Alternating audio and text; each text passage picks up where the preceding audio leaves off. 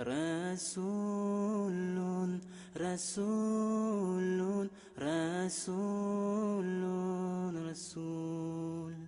Nabiyun, Nabiyun, Nabiyun, Nabi. And when I went at the age of 21, 22 to Pakistan and became the student of Maulana Fadlur Rahman Ansari, I remember it was October 1964. And we sat down for the first class with the Maulana. I think we may have been about a dozen students from about 6 different countries. And Maulana is teaching us the first class delivered in Alimia Institute of Islamic Studies. What is the lesson that he taught us? That lesson is before my eyes today as plain as the rain. He said, and of course it shocked me. It took some time for me to accept it. He said, when you know that it is the word of Allah, then whether you understand it or you don't, whether you're comfortable with it or you are not, when you know it is the word of Allah, submit to it. Understanding could come afterwards. You could come comfortable with it afterwards.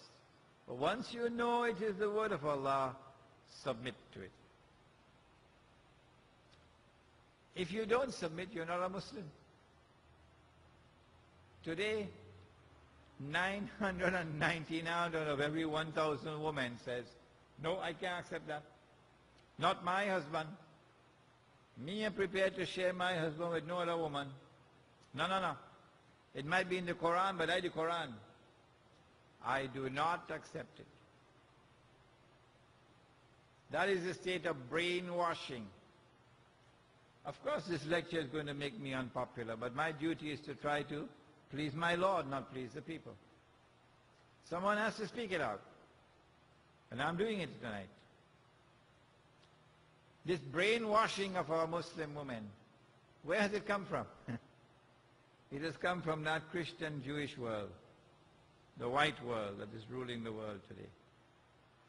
Wherever the Christian Jewish world has not been able to influence our people and brainwash our people, our women don't behave like that.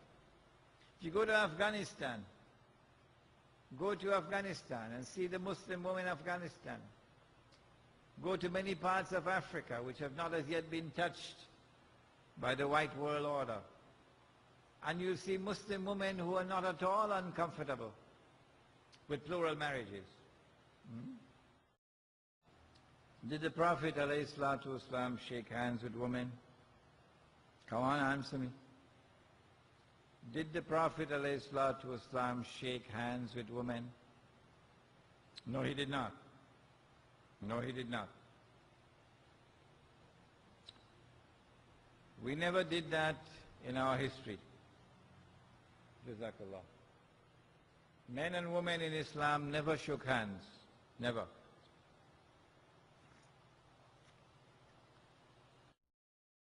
Today,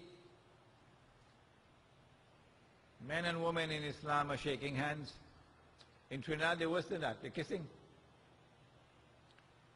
All over the place, they're kissing.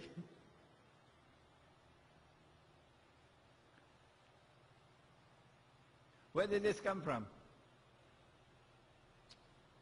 This came from the Christians and the Jews. When they started shaking hands, we follow them.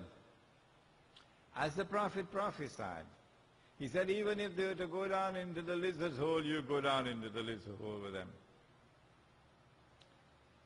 And so we should not shake hands with women. Yes, they're going to feel offended, but it's better that they be offended than your Lord be offended. Allah put a beard on the face of the male. Did he? Yeah, I think he did it. Would you agree with me? that Allah put a beard on the face of the male? How are you so quiet? Why did He put a beard on the face of the male? So you can distinguish the male from the female from a distance, without having to look to any other part of the body. And men always wore their beards, always, all through history. It didn't matter which religion you belonged to, until when? Until the Jews and the Christians shaved it off. Which Jews and Christians? The one in the white world. And when they shaved it off, guess what happened? All of us shaved it off.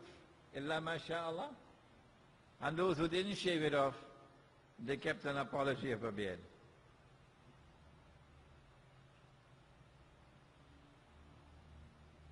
The Prophet ﷺ followed instructions given by Allah subhanahu wa ta'ala, permitting women to pray in the masjid. He said, do not prevent your women from coming to the masjid.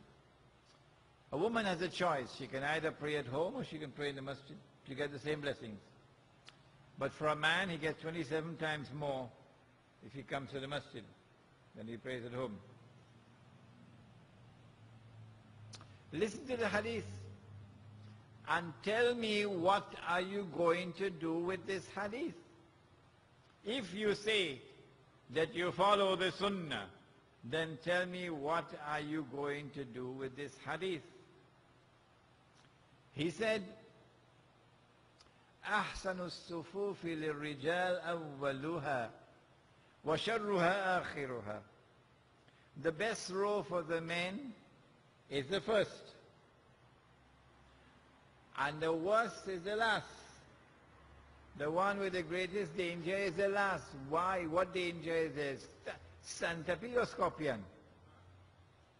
What danger is there for the last row?